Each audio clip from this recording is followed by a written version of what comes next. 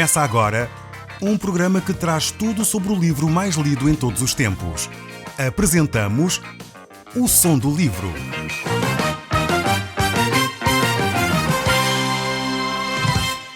Seja muito bem-vindo. Neste podcast vai encontrar o livro mais conhecido e lido em todo o mundo. Vamos levá-lo numa viagem pela história da humanidade. Este é um audiolivro para si, para a sua família e sociedade em geral. Contextualização e comentários de Paulo Chaveiro. Eu sou o Paulo Chaveiro e nós hoje estamos a olhar para o Salmo 117. Este salmo é extremamente curioso, pois ele é um dos salmos mais pequenos de toda a Bíblia, constituído apenas por 2 versículos. No entanto, ele é um salmo de louvor. É o menor salmo de todos, mas mesmo assim um salmo extremamente relevante, ao ponto do apóstolo Paulo o ter citado na sua carta aos Romanos, no capítulo 15, o verso 11. E, sem dúvida nenhuma, é um dos salmos interessantíssimos que nós iremos estudar. Um dos grandes pensadores, Spurgeon, que foi também um grande professor da Bíblia, ele disse com respeito a este salmo: este é um salmo que é muito pequeno em letras e é muito grande no seu conteúdo, pois ultrapassa todos os limites racionais e da nacionalidade. Ele chama todas as nações para louvarem ao Senhor. Então, este era um comentário de um dos grandes pensadores, de um dos grandes professores da Bíblia. E realmente nós vamos poder tirar essas conclusões por nós próprios.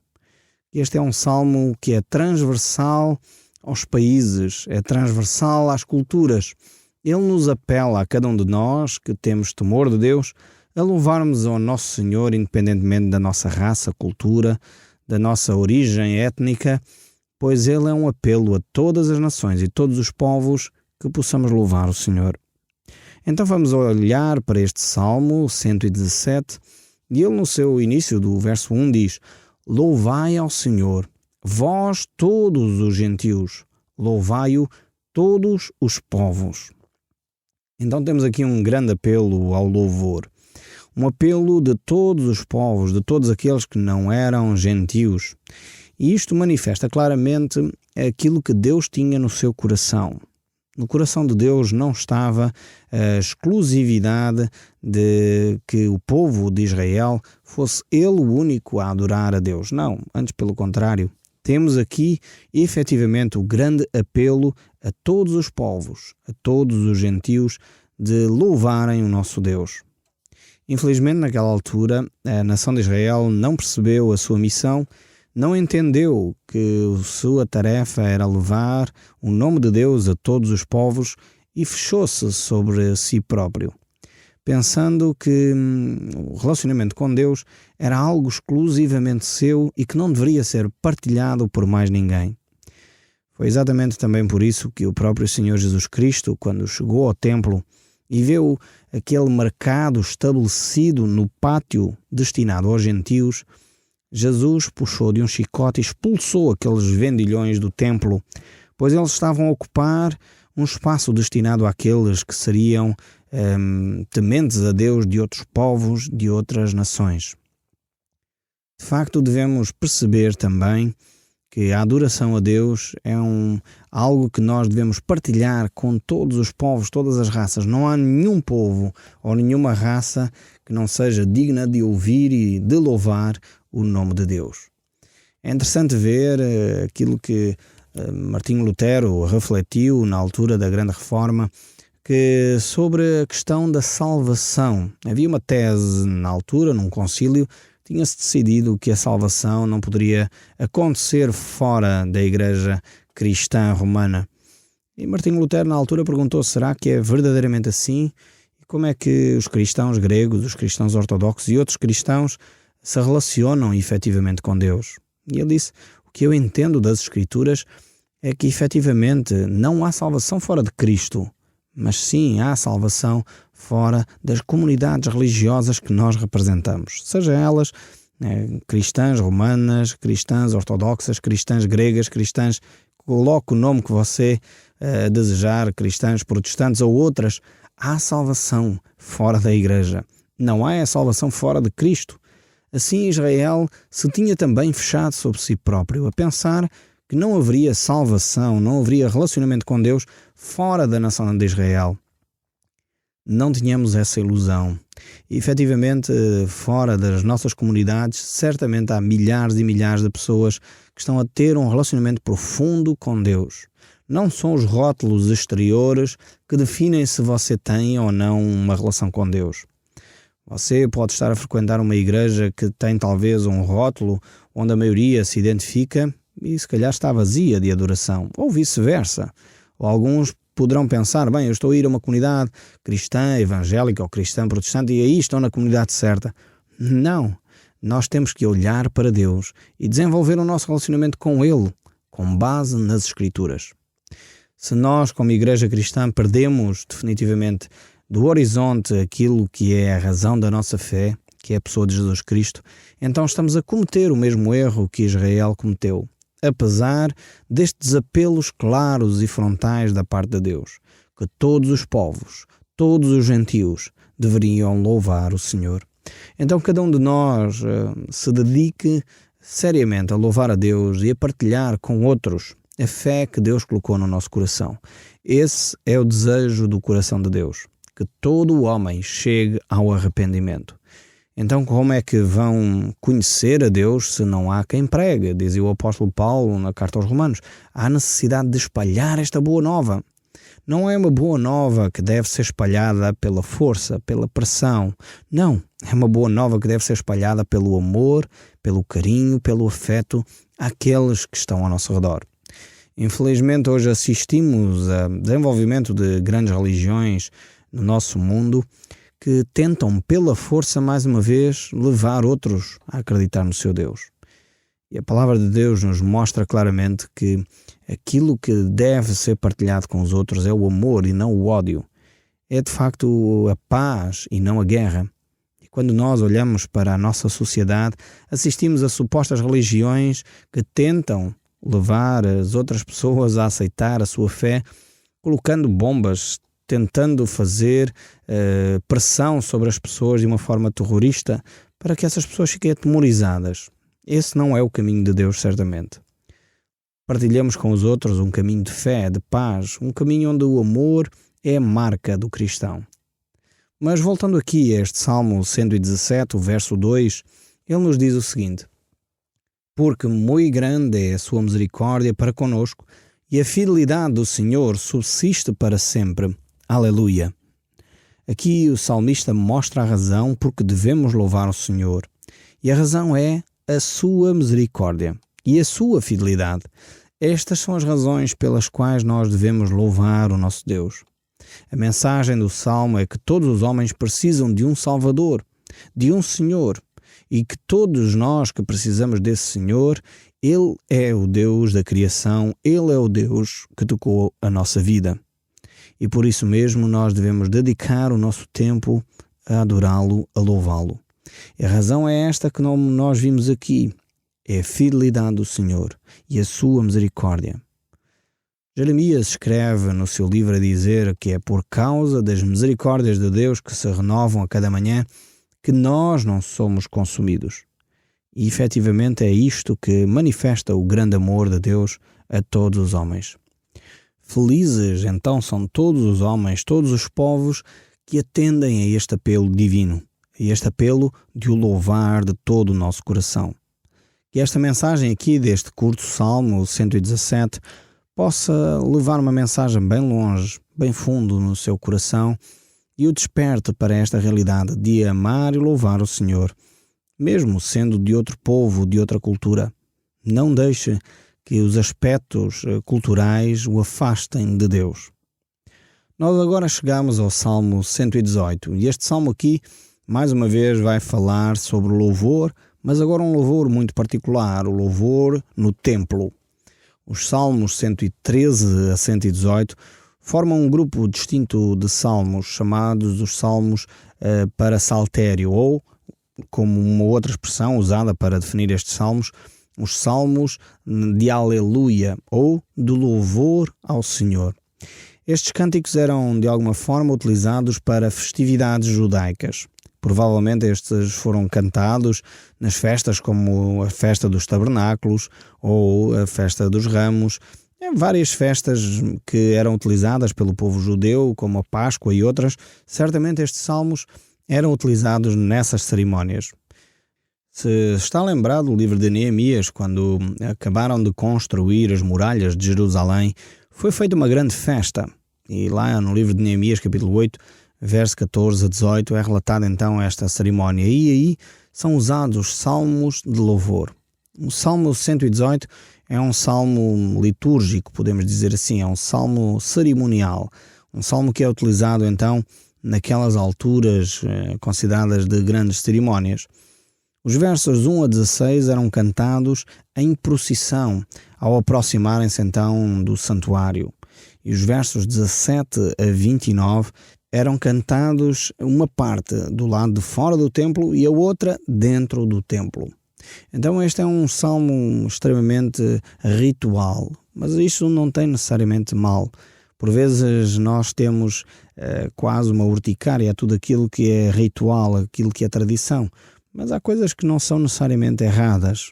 Temos que ter atenção e não deificar as tradições, não deificar as cerimónias e perder os seus conteúdos. É isso que é errado.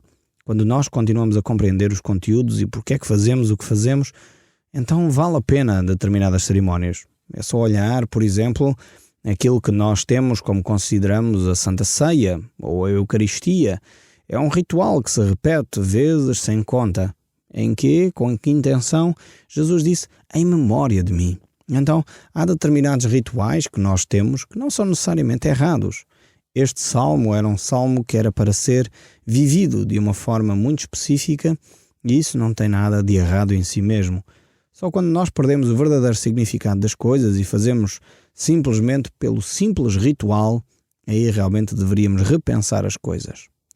Então este salmo aqui também tem um outro aspecto extremamente interessante. É que este salmo é o primeiro a falar sobre a pedra sobre a qual Deus iria construir a sua igreja.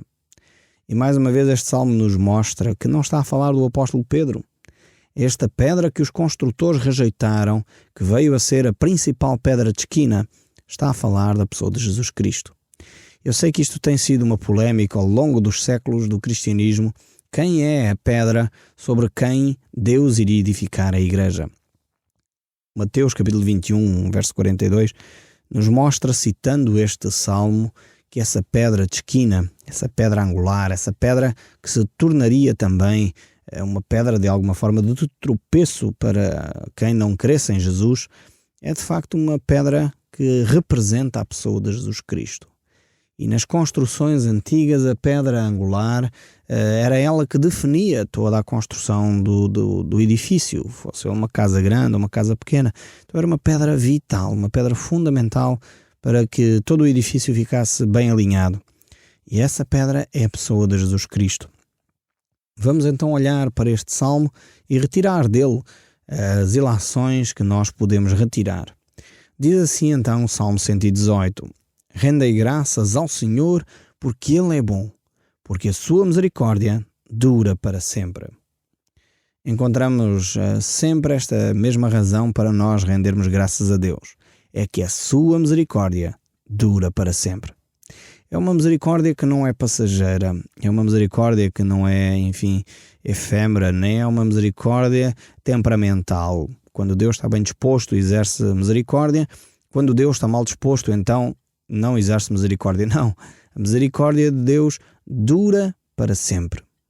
É provável que você e eu tenhamos dificuldades em entender um Deus que não é um Deus de humores, que não varia o seu humor, que hoje é uma coisa, amanhã é outra. Eu sei que a mensagem que nos têm passado muitas vezes é um Deus assim, um Deus que é um pouco estranho, que ninguém percebe o que é que ele faz, que parece que tem assim humores. Um dia está bem disposto e é bênçãos, no outro dia está mal disposto e é só chatices. Não, o nosso Deus é um Deus constante, é um Deus que dura para sempre e a sua misericórdia é isso que é a razão da nossa adoração e do nosso louvor. É um Deus que tem uma natureza estável. Infelizmente nós temos associado o Deus da Bíblia mais aos deuses da mitologia do que verdadeiramente ao Deus vivo e verdadeiro. Aquele Deus que está relatado nas Escrituras. E eu creio que aqui a grande responsabilidade é, acima de tudo, dos religiosos que têm ensinado de uma forma errada a pessoa de Deus. Creio que precisamos voltar às Escrituras para compreender quem é Deus e para poder prestar uma homenagem digna do seu nome. Porque Ele é digno de toda a adoração, de todo louvor, porque a sua misericórdia dura para sempre. Então o desafio de cada um de nós é olhar para Deus tal qual Ele é e percebê-lo na sua natureza, percebê-lo na sua ação e tentar então deixar que Ele influencie a nossa vida. Deus não é um Deus de humores. Deus não é um Deus que muda constantemente porque está bem disposto ou mal disposto. Não. A sua misericórdia dura para sempre. Nós somos todos mutáveis, nós mudamos constantemente, falhamos, há dias em que estamos mais bem dispostos, há outros dias que acordamos mal dispostos e nós somos assim, mas Deus não é assim. Deus é fiel, Deus não muda, Deus é aquele Deus que está connosco todos os dias até à consumação dos séculos. O verso 2 deste Salmo 118 prossegue a dizer: diga, pois, Israel, sim, a sua misericórdia dura para sempre. Isto é um apelo a cada povo, não só à nação de Israel, mas a todos aqueles que temem ao Senhor, que não só tenham uma ideia de quem Deus é, mas possam verbalizar essa mesma ideia. Então aqui Israel era desafiado a verbalizar esta ideia de que Deus é um Deus de misericórdia e a misericórdia do Senhor dura para sempre. Apesar dos grandes desvios, dos grandes pecados, da idolatria, das abominações que Israel havia praticado, Deus continuava a exercer sua misericórdia sobre o povo de Israel. Deus, mesmo assim, não abandonou o seu povo. Continuou a protegê-lo, a ajudá-lo, a ensiná-lo, a discipliná-lo, para ver se ele se arrependia dos seus caminhos, para se voltar de novo para Deus, para receber a bênção. Mas mesmo assim Israel continuava numa rota de colisão. Continuava numa rota de autodestruição, sabendo que aquele caminho que estava a trilhar o iria afastar de Deus e, consequentemente, trazer todos os prejuízos de uma vida longe de Deus. Infelizmente, conheço várias pessoas que têm este mesmo comportamento que a nação de Israel. Sabem o que a Bíblia diz sobre quem Deus é, sabem que a misericórdia de Deus dura para sempre, sabem que, efetivamente, Deus é um Deus de amor, sabem efetivamente que Deus é um Deus de justiça e que não deixará impune aquele que está em pecado, mas mesmo assim optam por se afastar cada vez mais dos caminhos de Deus.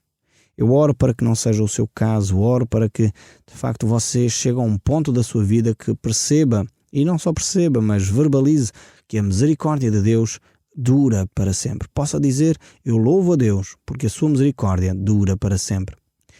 O verso 3 ainda nos diz: diga, pois, a casa de Arão, sim, a sua misericórdia dura para sempre. Digam, pois, os que temem ao Senhor, sim, a sua misericórdia dura para sempre. Isto é uma perspectiva interessante, perceber que cada um de nós deve estar consciente da bondade de Deus. O verso 5 ainda nos diz: no meio da tribulação invoquei ao Senhor, e o Senhor me ouviu e me deu folga. Esta de facto é um apelo.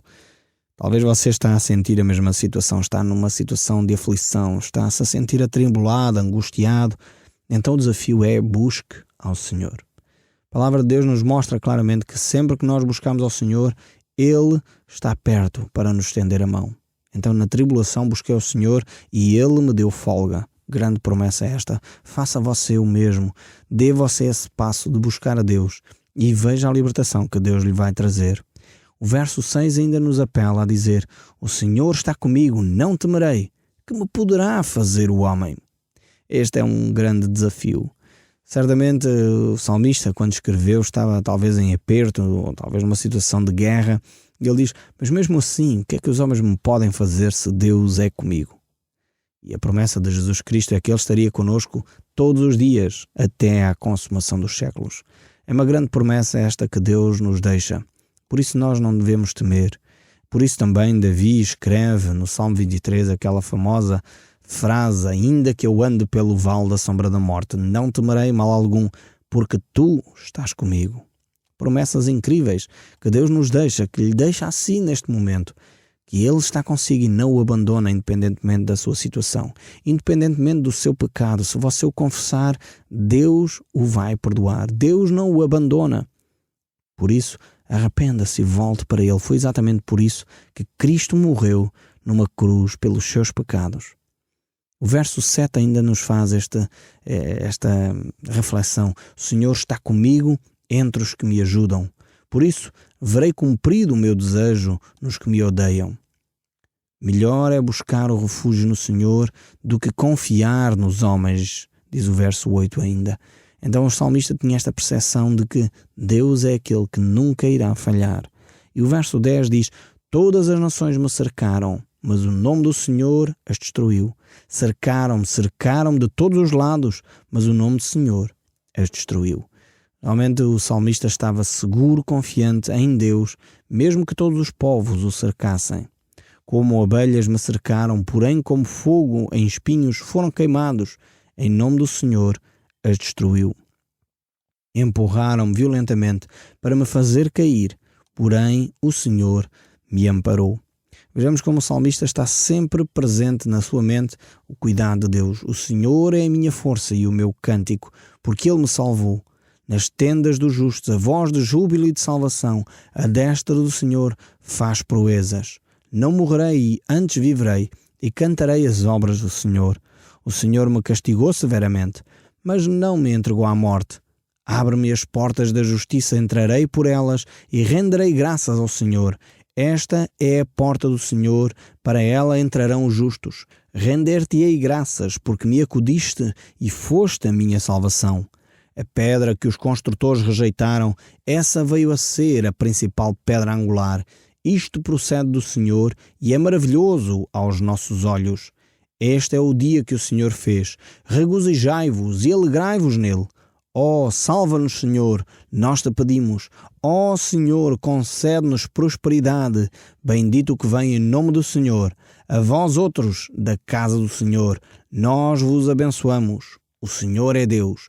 Ele é a nossa luz. Adornai a festa com ramos, até às pontas dos altares. Tu és o meu Deus, render-te-ei graças. Tu és o meu Deus, quero exaltar-te.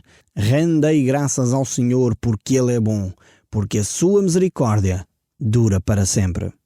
Com estas palavras de grande ânimo, de grande alegria, percebendo que Deus é um Deus de misericórdia, um Deus bom, nós terminamos o nosso programa. O Som do Livro, uma produção da Rádio Transmundial de Portugal.